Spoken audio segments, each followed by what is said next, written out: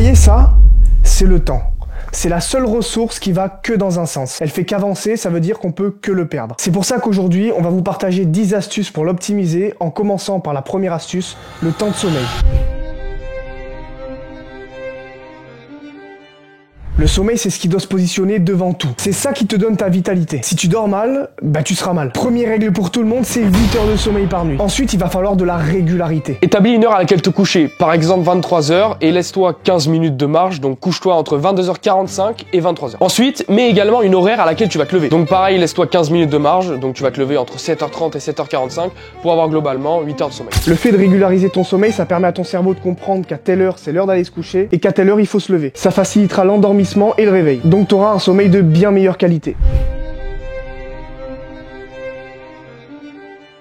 Pas savoir où sont les choses dont tu as besoin, c'est une perte de temps de ouf. Tes affaires de sport, ton téléphone, ton chargeur, tes affaires de cours, en gros tout ça, ça doit être rangé dans un endroit précis systématiquement. Éviter de chercher 3 minutes à chaque fois par-ci par-là, plusieurs fois par jour, ça va te faire gagner un temps de zinzin. Ça va même te permettre d'être plus productif, puisque le temps que tu vas passer à chercher les choses, bah tu peux les mettre dans le travail. Alors là, ça va être extrêmement rapide, t'es prêt? Toutes les tâches qui te demandent moins de 2 minutes à faire, fais-les de suite. C'est tout. C'est juste ça. On arrête la flemme et on s'en débarrasse maintenant.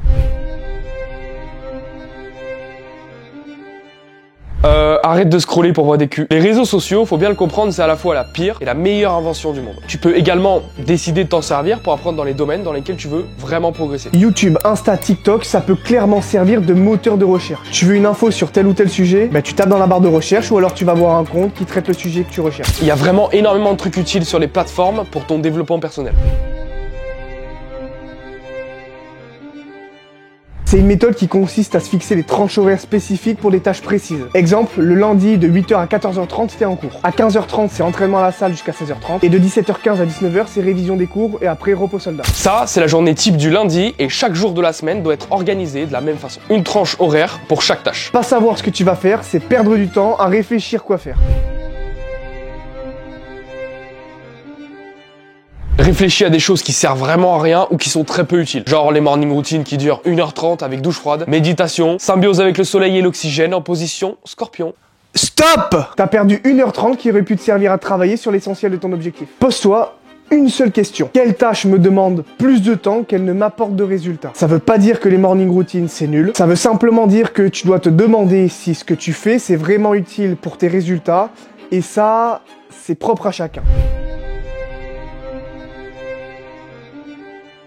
La méthode Eisenhower, elle consiste à classer les tâches en routine comme une prise de rendez-vous. Par exemple, aller faire changer son pneu de voiture ou aller chercher un colis en 3 catégories très importantes. La première, urgente et importante. La deuxième, importante mais non urgente. Et bah la troisième, ni urgente ni importante. Évidemment, celles de la catégorie 1 sont prioritaires par rapport à celles de la catégorie 2 qui sont elles-mêmes prioritaires par rapport à celles de la catégorie 3.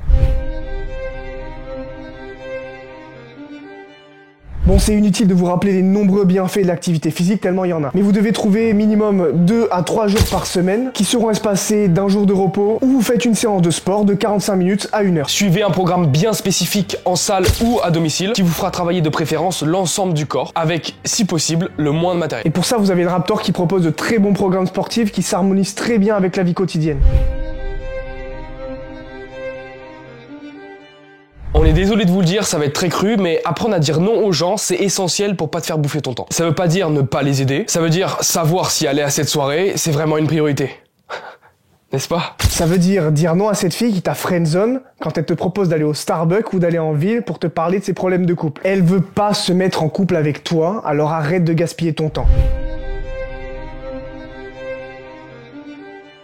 Un mauvais choix qui vous a pris du temps, c'est du temps qui ne se retrouvera jamais. Un individu, c'est en grande partie la somme des choix qu'il a fait dans sa vie. Fais des choix de merde pendant 5 ans et tu deviendras une merde. Fais les bons choix pendant 5 ans et tu verras qu'au bout de ces 5 années, tu seras surpris de qui tu seras devenu. Vous l'aurez compris, le temps ne s'optimise qu'en faisant les bons choix. Et regardez cette vidéo, c'est le bon choix que vous avez fait pour savoir comment mieux utiliser votre temps. Si cette vidéo a fait sens pour vous, n'hésitez pas à déposer un petit like et à vous abonner si vous êtes nouveau sur la chaîne YouTube. En attendant, poursuivez votre version 2.0 et au lieu de le rêver, faites-le.